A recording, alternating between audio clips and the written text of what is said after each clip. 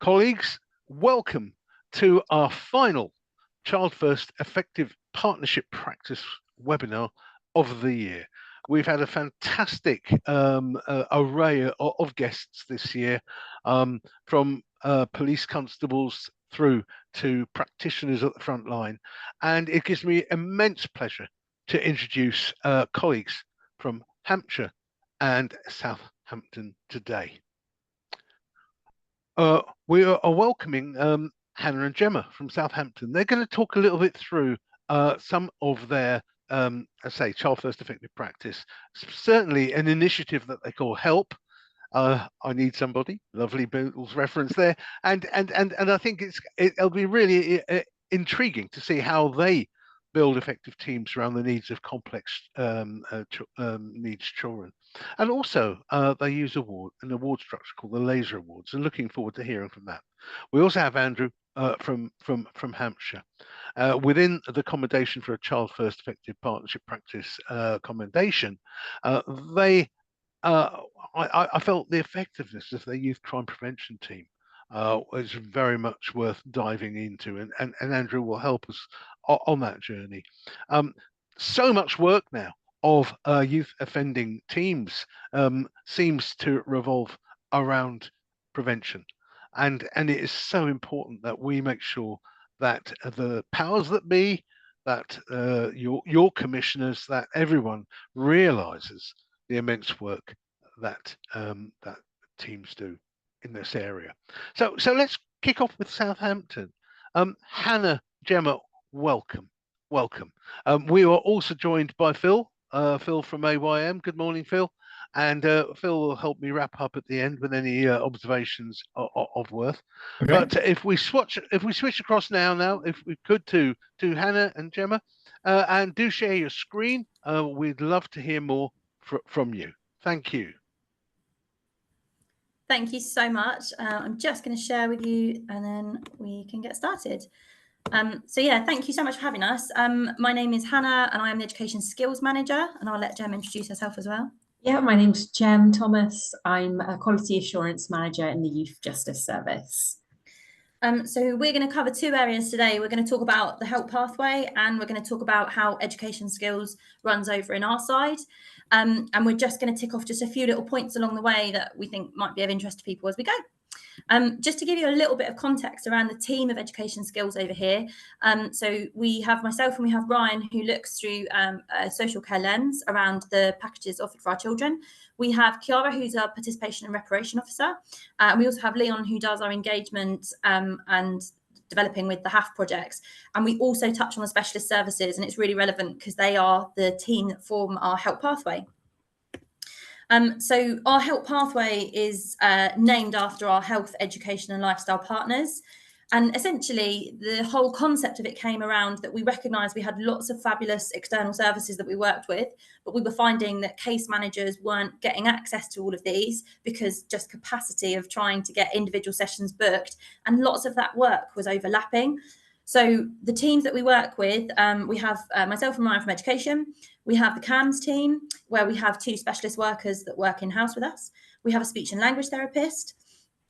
We also work alongside social care. We have education psychologist called Jo. She sits and sort of does liaise with the schools, but sits on pathway. We work with our SEND team, and we work with our drugs, alcohol and substance misuse team. So lots of different areas, and understandably, they all cross over in lots of different ways. So essentially the main outcome of each of these sessions is that the case manager initiates conversation with the child around who are all the people that can help us, and they get consent from the child to come in, which we will touch on in a minute. But these teams all around will look through their very specialised lens and think about what can they contribute to removing some of the barriers. So for example, from an education perspective, we will think about how we can remove some of the barriers that might prevent a child attending a provision, or thinking about that educational resilience. So we would work in partnership with our education psychology team. If we have any concerns about substance misuse, our DASH team will think about, has this child previously been working with CAMS? Have we worked doing a sort of speech and language assessment? So we all cross over. We all deliberately tread on each other's toes to try and make sure that we have that professional curiosity across the board. And it also allows us a space in which the case manager can kind of ask those really big questions about perhaps unpacking the relationship they are building. They can talk about, you know, if we have particular offences that we're not seeing the pattern, or we're not connecting the pattern, and sometimes we're all between us able to kind of make sense of that. So that's how we sit, and we meet once a week. We like to do it in person everywhere that we can. We just find it leads to better conversation. And what it also allows us to do, I'm just going to try and switch on. Here we go. In terms of the intervention that follows out from it, this is actually something that's been designed with our colleagues in education psychology. We think about what's appropriate intervention at the right time. So if we have a child, and obviously a lot of you will recognise this model is based off of not only linked through hierarchy of needs, but trauma recovery model. So we think about children that are working at that very first tier about that instability, and we might have lack of routine. It wouldn't be appropriate for me to come in and start talking about qualifications and next steps, because that's not where we're responding to at present. So we do tend to find that those initial first 2 or 3 rings will focus around creating stability. So our social care colleagues, oftentimes our DASH team will come in here. So we'll think about exploring if we've got any use of any substance, and like, you know, getting a really good grip on what that looks like. But it also can sometimes mean that we will have children that will come to us at a much higher level of the ring. So it might be that we have a child who, you know, we've got lots of insight and awareness. We are able to very quickly identify around that restorative work that happens with our colleagues. We can think, you know, what happened, we can sort of analyse quite creatively. They might just need help with those plans for change, and then, you know, demonstrating confidence. So we always try to make sure that any intervention and any suggestion that takes place out of Help Pathway is really respective of around what level we're at, in what terms of, you know, what intervention we're ready to support with. And that can shift really quickly as well. So sometimes we've worked with children where the reflection has been that we're in a place of, you know, we're working towards plan for change, and then there's a significant change in circumstance, and we might be right back down to instability and lack of routine. So, you know, we can move up and down that scale, but obviously the intention is always that we're trying to drive towards the top tier, and planning for next steps and moving forward. So the next few slides I'm going to go through the lens of a case manager when you're working with a young person. So from the off, when we first meet a young person, we complete the self-assessments, which people might be familiar with. Within our self-assessment, we do have a speech and language screening tool embedded, which was created by our speech and language therapist.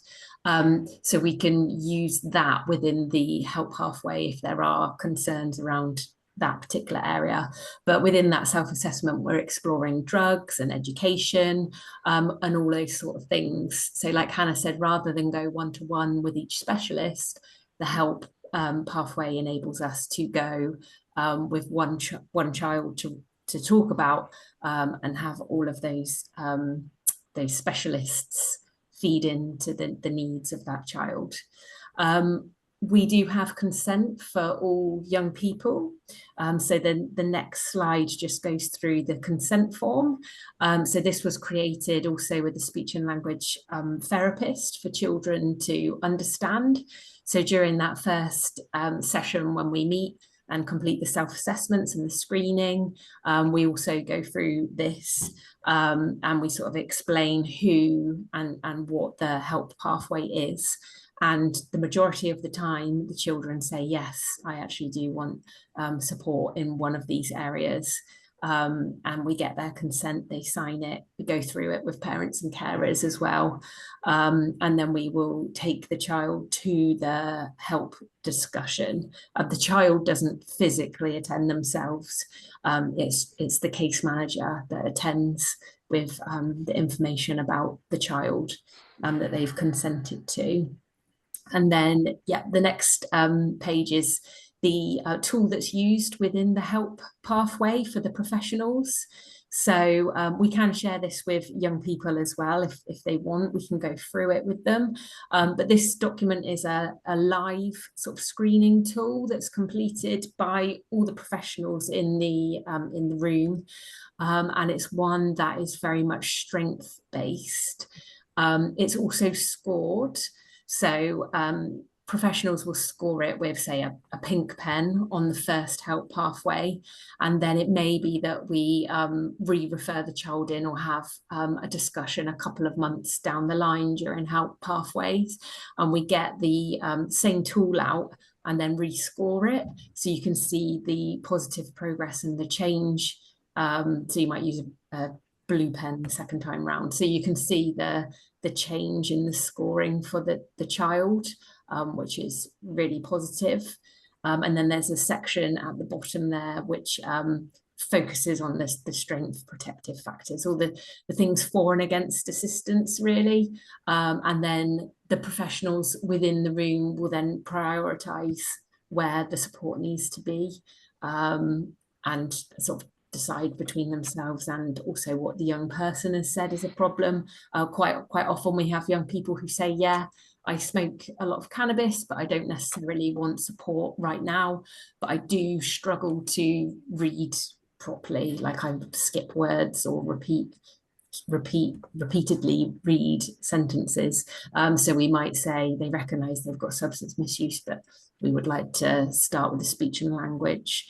So we're trying to go with what the child is suggesting as well, and trying to prioritise. So this area is really helpful for that too. And from obviously the information we then share through Help Pathway, this is us just now looking a little bit more around the education that can be offered as a result of that. So we have an alternative provision which is called Altitude, and that's been in place since December 24. And the reason for the design of this was that we were stuck in a really difficult position within our schools of the city, where we only have one pupil referral unit, and it has so many challenges around all the children across the city trying to get into such a brilliant space. And what was really difficult for us was that lots of those children had significant gaps in that education, but also around those kind of learning skills. And it would be regularly picked up in help that one of the significant barriers for a child accessing that provision again was that they just had such a gap in terms of being able to, fit into that space without significant support around them. So what we offer with Altitude is that we work alongside schools to support transition back into education.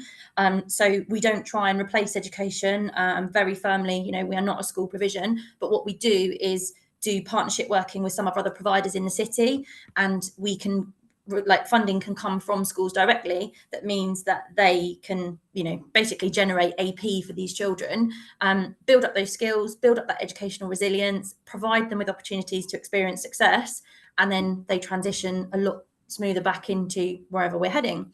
So when we look at the current offer we have, these are just some of the partners that we work with. So the top left one, we don't actually have a logo for, but that represents our tutoring. So we can do some of that really bespoke sort of like maths and English work for some of our children in year 11, where the priority for them, agreed priority between school, would be them achieving accreditation there. But we look at it in a much broader sense. So we work with the outdoor education school. We have our own in-house cafe called Opportunity Brews, where the children can get catering and hospitality experience. We actually have 7 children out today on a Royal Navy Careers Day. So they look at going into sort of, these are our older children where we're looking at next steps.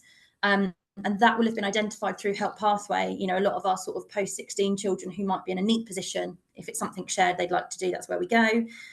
We offer construction, which I will share a little bit more in a second. We work with Testons to do satellite sites, Monty's Bike Hub, music and production, primary sports and goals. And all of these are really bespoke to the child and what it is they would like to achieve. And it's all done in partnership with school. So, nothing happens. It's not done, aside from the main aim, and it's all partner agreed. And it leads us to the Laser Awards. So the Laser Awards are something that we have been rolling out with our children in loads of different areas. So we design pathways, and the concept of these pathways is that they provide the skill and all the things that child might need for that next step. So for some of our post-16 children, they are doing employability work. So we're encouraging, work experience. We're thinking about what are some of those sort of really fundamental skills that we need to really thrive in the job setting we choose.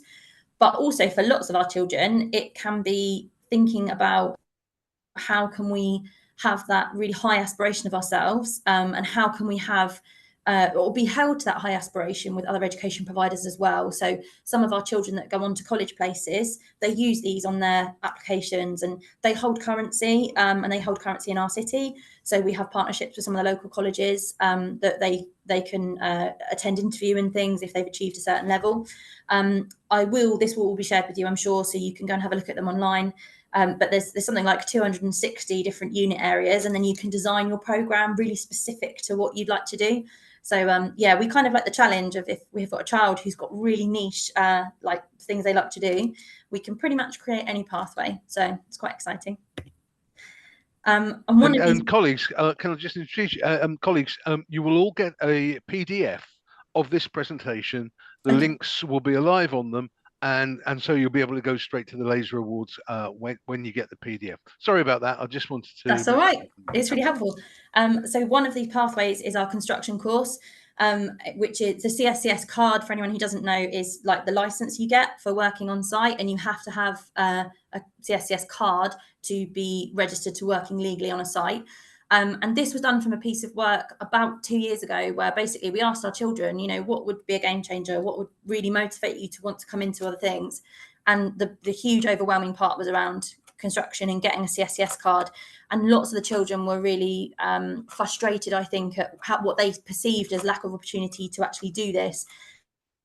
And so lots of them we were finding going off and doing bits of work here and there, but it wasn't sustainable. It had sort of no career progression. And in some cases, it didn't really feel like it was very legal. So we always promote that's not the case. So what we did was we partnered with King's Trust and the Violent Reduction Unit. And the VRU supported funding of this through a grant we applied for. And what resulted was a 2-week intensive course that we've run 3 times throughout the year. And it allows the children, we do 1 week of really intensive on-site learning. So they come into the hub space. We work with our children to get all the content knowledge. And then in the second week, it's all about careers and work experience. So you can see top left, we worked with a local construction site. So we work with major providers. We work with Morgan Sindall, Balfour Beatty, lots of others. And they go out on different job sites. They learn different trade. And we also partnered with Saints, which does explain the bottom left. And they did a tour around the stadium. And then on the right-hand side, you'll see them taking part in a sort of, I think it was a careers and employability skills day. So we talked about, for some of our children, it was the conversations around being there on time. How do we make a really good impression when we turn up on site? All those sort of things. So yeah, it's a really inclusive course. We are really proud of it. It's been really successful so far. And we look forward to it for many years ahead. But that's an example of how our children have completely guided us into what it is they want to do, what they want to achieve. And after every round of CSCS, we do a really intensive panel with the children, and we get them to be really honest. What's worked really well? What would you like to change? We've made loads of changes as we went, start times, catering, all sorts of things. And we are very much led by them, and we learn a lot as we go. Brilliant. And then the final slide is just around next steps for being child first. As you've sort of heard today, we try and be very much child first and led by the child and the needs that they have, and sort of working in this way, especially with the help pathway, we get a really clear understanding of the needs of the child and how to respond to those, especially for some of the children that we work with may not have necessarily had any diagnosed needs. They may have kind of gone through school quite quietly, and it's not until they speak to us, or parents speak to us and voice these concerns, that we can really sort of dive a bit deeper. So really how to respond to those needs is really important. And when we're co-creating plans, so all the plans that we work with young people out of court disposals or court disposals, they're all co-created with the child, and it's all sort of prioritized in terms of what the child would like to do, but also what is like an appropriate response. And we're also thinking about the victims and safeguarding at the same time. So we're trying to balance all of those things to create a plan that works best for that child and their additional needs. Chiara, who you may have seen on slide 3, so she's created a reparation book. So within this book, it showcases all of the different projects that young people can be part of, similar to the slide that Hannah showed on, I think it was slide 11. And the young people can kind of go through there and say, oh, do you know that I really fancy doing that? And they can pick out, I suppose it's similar to like an Argos catalogue back in the day when we would be looking at that. And they can sort of say, oh, I'd like to do that, or can I try that, to try and make it more appealing to them and, you know, accessible if they can see it, rather than just having professionals talk at them. So that's a really handy tool. So I think that's everything. Oh, that's fantastic, guys.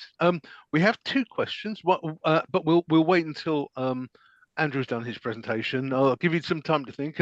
One person has asked, at what point are children discussed at the help pathway? So, at what point in that sort of journey through the youth justice system that I've discussed? And another question was around neurodivergence. Of course, it is a critical issue for many of these young people. As you mentioned, that might even have their needs undiagnosed or unsupported because they've had a fractured, if you like, education pathway. So this whole thing about sort of attention, timing, understanding what to do, that kind of thing. So hold those 2 thoughts. Thank you so much. We'll now move on to Southampton and then have a discussion at the end. Andrew is going to present to, well, he's going to discuss it, but because we've had a few problems with the IT, I'll be presenting the slides, so it'll be a double show. Andrew, please carry on and I will begin to share. Thank you, Maris. That's great. If we can start with the first slide. Okay, so there we are, Hampshire Prevention Service. Maris has asked me to talk about this, and a slight disclaimer here: I'm not the manager of that service. Our manager left, and we have a new one. But it seemed unfair to make her do this presentation as one of her first things. So here I am, and I'll do my best to answer any questions at the end. So yeah, next slide, please. So yeah, I'm Andrew Diggle. I'm actually the Education, Training and Employment Team Leader for Hampshire. And yeah, I led our successful attempt to get our Send Quality Lead Award, which we're really proud of. And prevention played a big part in that, in terms of the work that we do. So yeah, if we can go on to the next slide, please. So I just want to give a little bit of context here around our prevention offer, because it sits within the Youth Justice Service, but it sits slightly to the side as well, but it has an incredibly important job. And I don't have the stats, unfortunately, on these slides, which I'll be honest, I didn't prepare. They were done for me.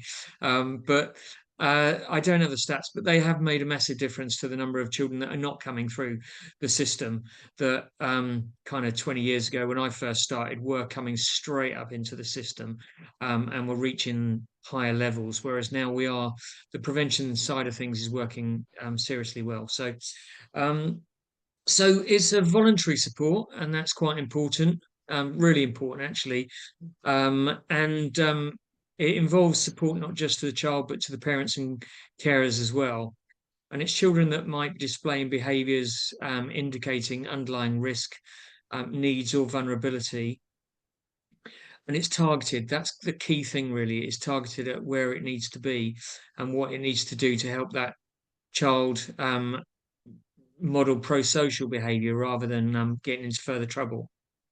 So that's the kind of what it's about. In terms of the length of time, yeah, it can be as little as 3 months, light touch stuff, or it could be up to 12 months in total. And there are times when it has gone beyond 12 months because there are some really quite complex cases. And, you know, we've written down there, it can involve weapon use, serious violence, sexualized behavior.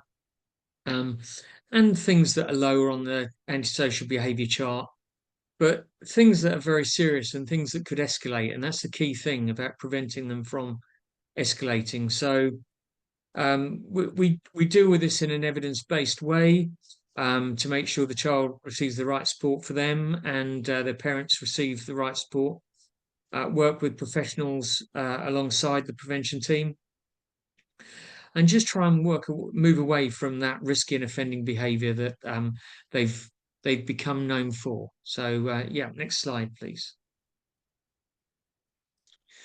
I'm going to briefly go through these because I think it is quite important to see how rounded the offer is that we have. So the first thing is specialist assessments. They will all have assessments done to really create the plan of how we're going to work with them.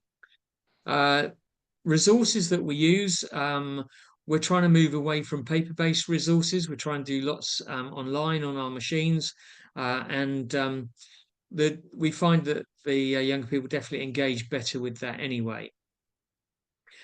We set up and run professionals meetings, team around the child things. Really important that we get support because we're not experts at everything, but the more people we can bring on board without overwhelming the child, the longer the support will go. And particularly if it is a short intervention of 3 months, it means that there might still be people that can continue that support afterwards. And afterwards, that is the next point of signposting and completing referrals for the next stage. The prevention team do work with their youth justice colleagues and work quite closely, share ideas and talk about the work that they're doing. And we mentioned the assessments. Some of these are a bit duplicated, I'm afraid, but anyway, we look at the risk assessment and where they are, and that links to their education and other things like that. Work with neighbourhood policing teams. We also work with our own yacht policing teams. We try and attend community events to promote the work that we do and gain support from things like volunteers that will take children to these activities or work experience, that kind of thing. Arts Award, I'll move over because there's a slide on that in a second. Health and happiness events, we've found those really useful, really great, and the children seem to like them. That might be coming along and doing a bit of healthy cooking or food prep and then doing a little bit of sport or something like that. They're really good. Other creative projects that we do, it's that time of year where the diversionary activities come out for the holidays because we don't want these children getting into trouble over that break from school. So let's get them into something that they want to do, but is of interest to them as well. One-to-one support, and but we do have group sessions as well. Transport the children in our own cars, but I saw further on in this, we do travel training with them as well. It's amazing how many children just are not confident about getting on a bus to travel out of their area. There's one particular area we work in that's a bit of a peninsula really, and it's amazing how many children have not even moved off that sort of mini island. So it gives them some confidence there. Where do we get to? Coordinate support for a family. Yeah, really important because the family might be struggling. We come across a lot of children these days who, if they don't want to go to school, but they're 6 foot and their mum's not, or the dad's not, and it's hard to force them to go to school. So we try and put support in place in various ways. Family and school mediation. If the family and the school are at loggerheads, we'll try and get in the middle and we'll sort that out. Reflecting on what we do, really important. Do some sessions in youth clubs to try and do some group work to grab people and explain to them about things. Work with the early help hubs that they have in Hampshire. Advocate and challenge on behalf of the child, as we all do. And then it's really about the activities, the assessments I've mentioned. Regular weekly meetings, fortnightly if low risk, but ideally weekly meetings. And that's kind of what we do really, and we go out to other services to promote what we do. But I'll come to a comment a teacher made in a moment on one of the other slides. So if we can have the next slide, please, Maris.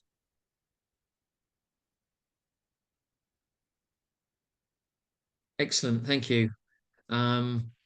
Oh, and the next one, because this is just about the performance stats, really, which I won't go into in a great sort of depth or anything, but this is the figures from 24 to 2024, where we worked with, well, we referred 196 children. We worked with slightly less than that, I think.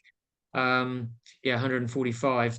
And Hampshire is quite a big county, and so we split the area into four with the quadrants shown there with the number of children. The south is busier always for prevention and for YGS cases, so that's reflected there.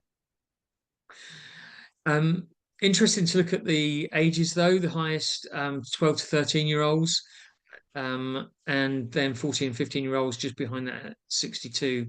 So they're the two ages, that kind of 12 to 15, that we see most children in the prevention team.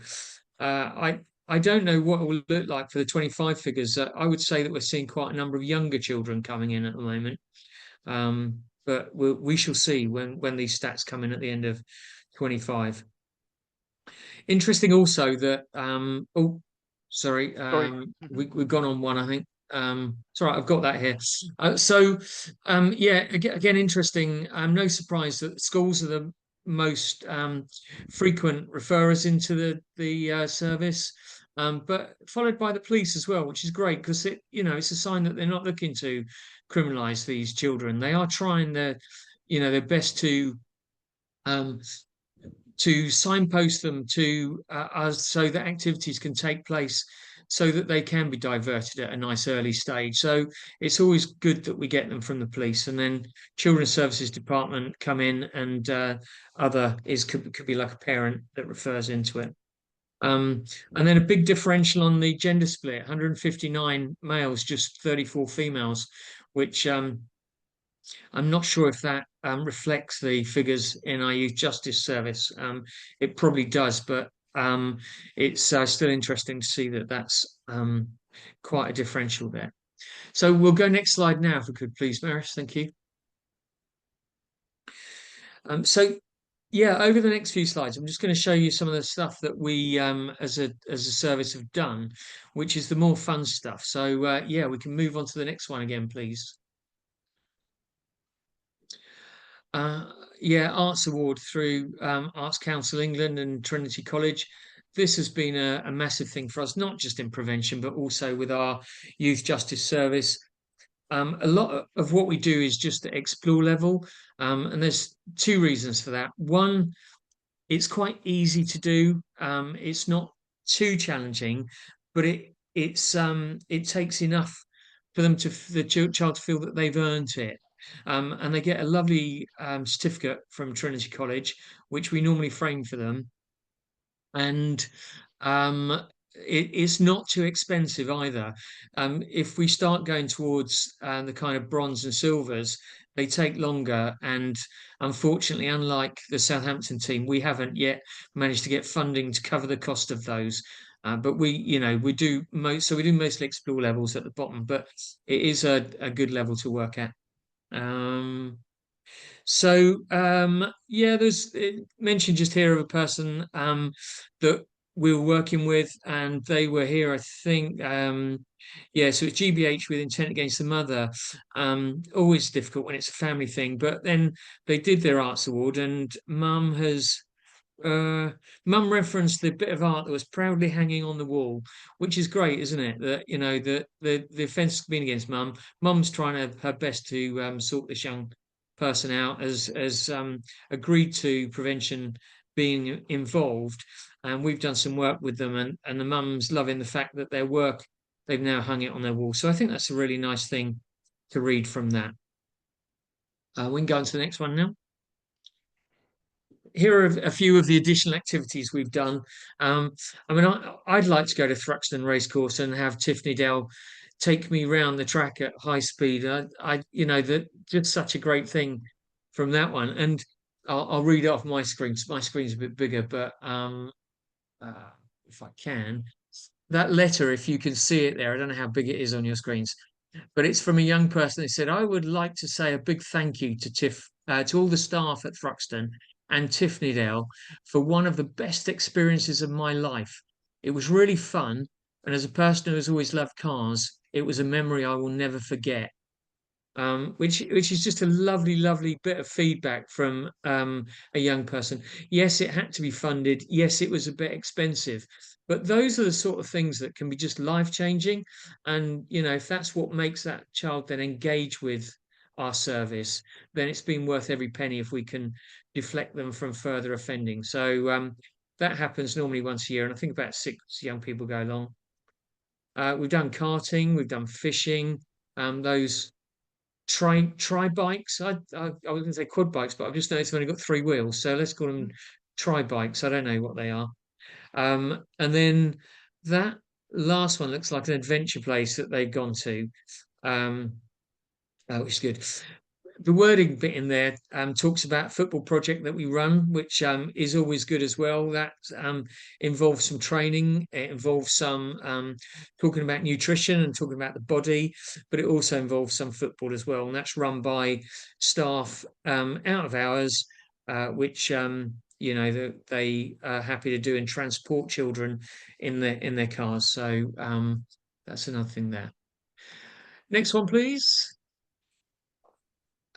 Yeah, I mean, they tackle substance misuse. We don't have specialist workers within our team as such, but they've got this drug box and they talk to children about the dangers of using substances or alcohol and other things like that. When I read through these slides, I like this second bit here where it was talking about physical impact, where children have said, sorry, no, it's the third one where it says, one stated, "I don't want to be a toothless old person with failing organs." So I think they must have hit the mark in terms of telling them what their future might be if they continue down that life of drugs. Yeah, I don't want to be a toothless old person with failing organs. Yeah, interesting. So we also do the kind of beer goggle glass things with them so they can see what it's like when your vision is impaired and your thinking is impaired by alcohol there. So next one, please. Education. This had to go in as a slide because where I'm the education team leader, where we work very closely with our prevention team. And the prevention team are in a really good place because where a lot of their children are younger, they have really good links with the schools. And I just, rather than going through all of that, which you can do when you get the slides, feel free, but I'm just going to read the school feedback here because it said, "Thank you for all the support you've given to our students over the many years. Your work has empowered them to make more positive choices that benefit both themselves and those around them. Through your dedication and expertise, our students have gained a greater awareness of their responsibilities and the effects of their choices.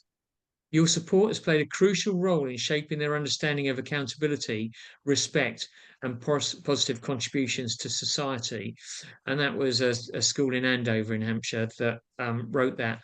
And I just think that's really powerful because it kind of shows that they appreciate what we're doing, but it also shows that they were involved in the process too, as well as the young person, and hopefully their family as well. So that's that. And then next one, please, which is the last slide. You'll be grateful to know, which is about knife crime. So it's one of those things, isn't it? Knife crime. There's lots of practice that says it's not great, and other practice that says it needs doing. And we seem to get so many children coming through now that there are knife and weapon related things going on, and the prevention team are often the first people to deal with those children. So they do work around all of that. And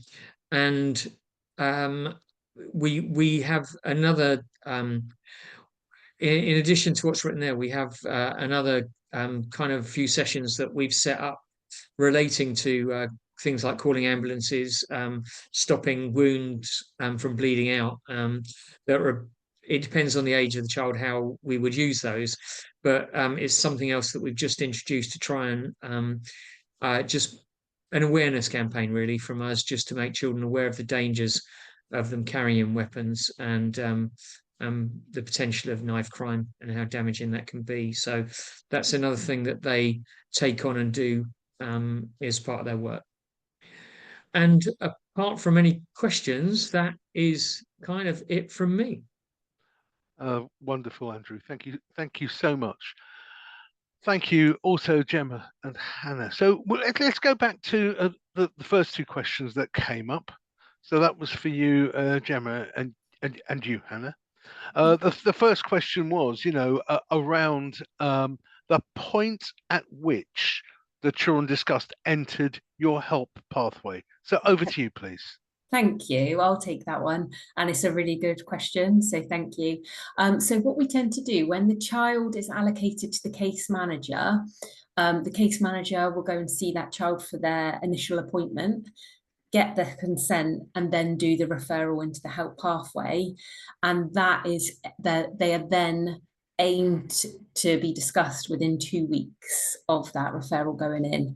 So the idea is that help pathway discussion then informs the assessment and our plan with how to work with the young person. So we try and do it immediately to have a discussion within 2 weeks, essentially. That's incredibly helpful. Two comments from Rosie which kind of overlap. One was about the issues of engaging with neurodiverse individuals, and the follow-up question was, when you do that CS card, and I have to say that graphic representation in it was absolutely stunning. That's something I've taken away from today. Was there a difficulty engaging with some of those children who might have neurodiverse barriers to that engagement to complete the course? And what were your workarounds, if there were any? I'm sensing you personalize it, so that might be a question about how you personalize that response. And she said, I've had an experience of one young person unable to do more than 15 minutes on a traditional kind of CS route. So yeah, a little bit about that, please, would be great. Yeah, it's definitely a challenge. And actually the way we approach it is it's kind of it's split into two pathways, really. We start the planning process of this months and months and months in advance. So we're always working up to a course or, feeding back from and then starting the next process. We actually don't secure the exact children until very close towards the end. So literally about 3 weeks before the end.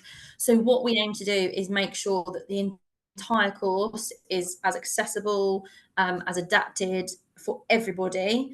And the ways we do that are thinking about working with our children who are doing our engagement mentoring and starting to sort of like drip feed in, you're someone who has said you'd like to do this. What stage are we at in working towards that? And that's why, sometimes we don't, although we have a really good idea of who it is that's going to be on that course, sometimes we're still making those tweaks right at the end, because there might be a child who we say, look, we've tried lots of different things in the build up to the course, and actually we need to do a bit more time, or, we're not quite ready yet. But in terms of like the actual delivery, there is a real element of we have to, I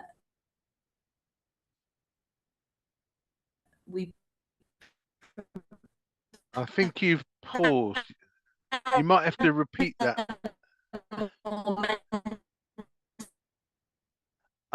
I think we'll come back to Hannah to complete that little bit. I think Hannah's Wi-Fi is playing up. Before we go to Rosie's other question, this is a question for both teams. And I think, because when you tell them that you need to be here for 9 o'clock and you're going to leave at 8, however, because they want it so much, they do it. We break down. Sorry, it keeps cutting out my end as well. Yeah. If you pause, Hannah, and we'll come back to you in a minute. Fine. The question I want to raise before we go to the other questions is one of funding. Now, it's absolutely clear that when you guys, both Southampton and Hampshire, are putting provision together, there is a huge degree of co-funding going on. You are putting a patchwork of supports together. Now, some people might think that's a bit of a headache, but with, I think, co-funding comes sort of co-accountability, and maybe that effort to produce a co-funded solution also produces that, if you like, co-accountability. Andrew, can I come to you first on that? Because obviously a huge amount of work pulling all these partners together, but do you think actually having a degree of co-funding also helps to get that sense of co-accountability as well? It does, and I think importantly, excuse me, the partners that you bring in, we found it with a lot of our arts and culture stuff that we've done. The partners that we bring in are often more qualified to do that work. We can provide the children, and we can co-fund it, and we, through the Youth Justice Service, we are in a good position to be able to refer and have a good number of people able to refer into things. But we couldn't do it on our own. We would need to have the other professionals involved. So yes, on our artwork, we work with local arts organisations. I was talking yesterday about something to do with theatre work with somebody, and we're looking at doing some joint funding bids for that, because it strengthens the bid. And yeah, I mean, we've both got to have outcomes from it at the end of the day as well. It's it's got to be positive from both sides. And that's it. It's co-funded, co-accountability, and co-outcomes. And I think that's great. Jem, given Hannah's microphone issues, how about you, and getting that if you like sense of co-ownership of the problem, and producing those wraparound offers? How obviously a struggle, but obviously a struggle that's worth the effort. Yeah, absolutely. I think funding issues are always present, especially in at the current current times, with many local authorities being in debt and things. So it's a real challenge for us. But we have quite a strong partnership, and with guidance from the management board and the external services that kind of feed into our service, we have been able to sort of raise funding. And I know Hannah has got a lot more knowledge around how they've applied for funding and sort of made representations and got different grants in order to secure courses. Yeah. And I think it was the VRU that supported with the CSCS card. Yes. So I think there's been a lot of sort of liaison and support, and with our help pathway, that is made up from practitioners who are either seconded into the team or we've got as part of our team. So don't believe that has any external funding. That's already our resources and professionals that we have and that we're paying for. So that doesn't necessarily cost us any extra. No. Just and then a final one around partnerships from me, and that is working with schools. And Andrew gave a lovely testimony from one of the schools that obviously values the service that's been done, and also in Southampton, the relationship with schools. I know, I'm an ex-head teacher myself. I know how some head teachers view children who are, and I will say the word, troublesome. And they would rather ship those young people out to someone else. But I'm also sensing there's a growing sense of co-ownership of these young people, and schools are more likely, if they know that there's quality support in the services around that child, that they're more likely to take those children in. Are you noticing that shift in Southampton, first of all? Sorry, Marius, could you just repeat the question? Yeah, are you noticing a more, I should say, a more prominent buy-in from schools, the mainstream school communities, knowing the quality of service that you're offering these kids? Yeah, absolutely. And I think so Hannah joined our team a couple of years ago now, and her role has really been pivotal in sort of linking in with education providers. So prior to Hannah, we didn't have an educational manager, but now Yes. Hannah's role has given us the ability to reach out and work directly with education providers and say, look, this is what we can offer. And Hannah's done some amazing things, like the provision that we're able to offer now, the altitude as sort of the tutoring as well. And I think schools are really on board with that. I think, I don't know if Hannah, Hannah's been typing brilliantly into the chat pane, so if people would love to look at those comments, that'd be super. Thank you, Hannah, for that. Andrew, over to you. That bind. Hampshire is a huge area. It's a complex area. You have so many academies, trusts, as well as independent schools. How are you finding that if you like, a new kind of co-ownership with schools going on? Well, there's some absolutely brilliant work going on at the moment, and I only found out about this because we've got a thing called the Inclusion and Engagement Board in Hampshire. I'm not really sure how long it's been running. I get the feeling a couple of years maybe, and it's to look at why children are excluded, and what we can do to reduce the number of exclusions, and that sort of thing. There was a brilliant quote thrown at me, and it said that we wouldn't exclude a child that couldn't read and tell them to come back in 5 days expecting them to read. So why do we exclude a child for 5 days and expect them that's behaved badly and expect that behavior to have changed? We've got to teach them that. We've got to get them to understand and work with them. And I've sat on this Inclusion and Engagement Board twice. It's the most senior education managers in Hampshire that sit on it. Plus our head of youth justice service sits on it as well. I go when she can't. And I always thought when you get a child excluded, they're a name that come through to me. I get to know about all those excluded and see if they're known to our youth justice service. But I always thought they'd probably be a number to those people at the top of the levels of management, because there was someone that was quite difficult to deal with. Well, I went to this Inclusion Engagement Board, and you've got the head of education for Hampshire using that child's name, knowing the situation that child was in, knowing why they'd been excluded, knowing what was taking place to try and get them back involved. And I'll be honest, I was quite taken aback, really, that at that level of our organisation, they would be aware of individual children. And for me, that kind of underlines the work that's going on. And one of the main bits of work that is being done is with the schools themselves, and they've brought the schools together. But there's some inclusion department within Hampshire that is they're saying to schools, what do you need? What do you need in terms of helping with that?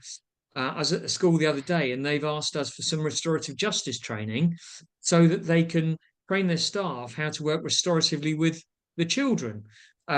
Because that is rather than excluding them, let's sit down and go, what brought that behavior on? Talk to me about it, but let's do it in a restorative way.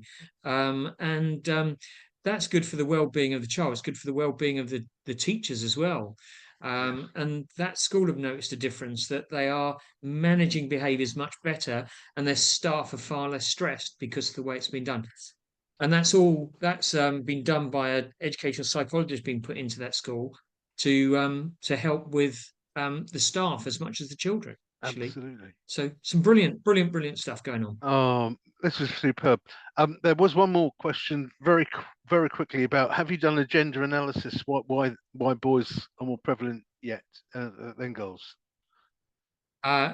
We have done it. I can't say that it's anything I'm expert on, because it's not my kind of department. What I would say is that we have just done some work about doing some work, particularly with females that we're working with, and find different ways of of how we should be approaching work with them.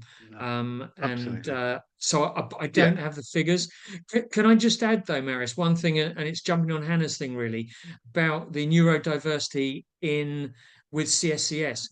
We've had problems in the past with that, I must say, with people that struggle to concentrate.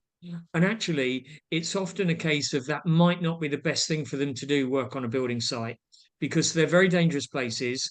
They, if you can't concentrate, they'll fire you, which isn't good for a young person. And so it, you know, you need to be able to understand the dangers of working on a building site, and other parts of what your responsibilities are for other trades on there as well. So for some people, it might be that they still can work in that construction industry, but building sites are not the right place. We'd be looking at diverting them to, you know, residential homes, or Yeah. places where you could maybe do plastering, but you're not on a building site. You don't need CSCS for that. So No. that's Thank you kind for of that. that was my thinking behind that. That it No. might just not be the right placement for them. No, thank you so much. Look, we're coming near the end of our allocated hour. I'd like to turn to Phil, Phil Sutton, who knows the area. He's down south, as we like to say, with an F. Phil, from the AYM perspective, have you got any insights or any reflections on today, please? Thanks, Maris, and thanks to Jem, Hannah, and Andrew. I really enjoyed that, and good to see some great work going on in the area that I used to work in a very long time ago. Just a little plug from me, really, as well as supporting Maris's work with the SEND Awards. The AYM also has an annual national award for innovation and good practice. It's called the John Hawkins Award, and I really would like to see something about your well-established arts project, Andrew, and Jem, Hannah, something from about your construction course or anything else that you've excited us with this morning. So it's an award that's open for 2 or 3 months, and we make the presentation in October at our conference. Judging is done by children from last year's winning area, which was Coventry. So yeah, just a little plug. Get an application in. Details in the newsletter that came out yesterday. Superb. Thank you so Thanks much again for you giving up your time today. Yeah, Jem, Hannah, Andrew, thank you so much for that presentation, and thank you to the contributions from the floor, Rosie in particular. Really appreciate the interaction, and also the numbers of you who are on this call. It's really high, and it shows the interest. So we're shutting down now for the summer. We'll be back again in the autumn with some more settings that have successfully got the Youth Justice SEND Awards, and we will continue to try and shine the light on effective partnership practice. And boy, guys, you did that today. Thank you to everyone. When this webinar stops, we'll all be booted out. So don't take it personally. Have a wonderful summer, and we'll be back in the autumn. Thank you so much. Thanks, everyone.